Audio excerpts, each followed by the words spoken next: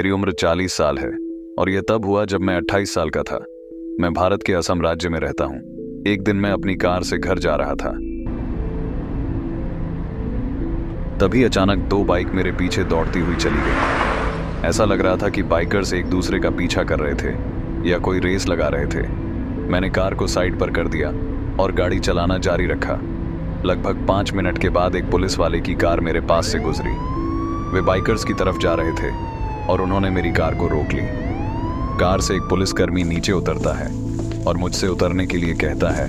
मैं नीचे उतरता हूँ और उसने मुझसे पूछा कि क्या मैंने दो बाइक को अपने पास से गुजरते हुए देखा है। मैं एक पल के लिए झिझका। मैंने हाँ कहा और मैंने बाइक का मॉडल और प्लेट नंबर उन्हें दे दिया। उन्होंने कहा कि वे मुझे बाद में सब बता देंगे।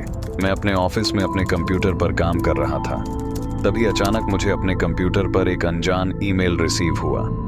मैंने उसे खोला और उसमें मोटे अक्षरों में कुछ ऐसा लिखा था। तुमने हमारे काम में बाधा डाली है, तुमने ये सही नहीं किया। और नीचे कुछ पोस्ट किया गया था जिसे मैं मरते दम तक नहीं भूलूंगा। वह मेरे घर की तस्वीरें थीं और सबसे बुरी बात यह थी कि उसमें मेरे बेडरूम के अंदर की भी तस्वीरें थीं, मेरा किचन और मेरा हॉल, सब कुछ। मैंने तुरंत पुलिस को फ़ोन किया। 10 मिनट बाद पुलिस वाले आए और उन्होंने मेरे कंप्यूटर की जांच की और कुछ समय बाद उन्होंने कहा कि जिसने भी यह ईमेल भेजा था उसने रैंडम ब्राउजिंग सेंटर्स का इस्तेमाल किया था और वे बहुत कुछ नहीं कर सकते थे।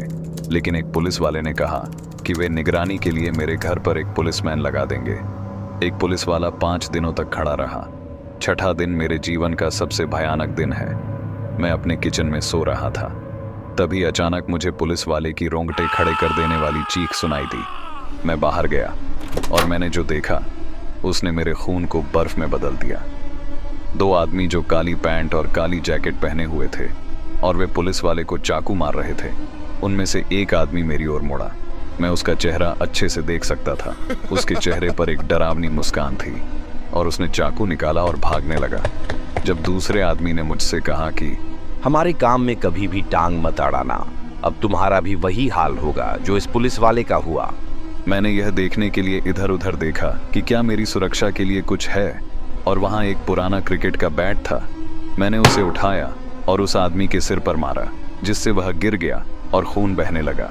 दूसरे आदमी ने फिर अपनी बंदूक से गोली चला दी और मैं उसके पास गया और उसके सिर पर मारा, जिससे वह गिर गया और बेहोश हो गया। मैं जल्दी से अंदर गया और फोन किया। पुलिस 5 मिनट बाद आए और दोनों व्यक्तियों को अस्पताल ले जाया गया और वे बच गए। जिस पुलिसकर्मी को चाकू मारा गया था, दुर्भाग्य से उसकी मौत हो गई। मैंने एक मुख्य गवाह के रूप में अदालत में गवाही दी और उन दोनों को मौत की सजा सुनाई गई। वे दोनों कैदी थे और जेल गार्ड और कुत्ते की हत्या करने के बाद जेल से भाग गए और 2 बाइक चुरा ली। बाइक वही थी जो बहुत तेज गति से मेरे पास से गुजरी थी। पुलिस ने उनका पीछा किया लेकिन वह नहीं पकड़ पाए थे।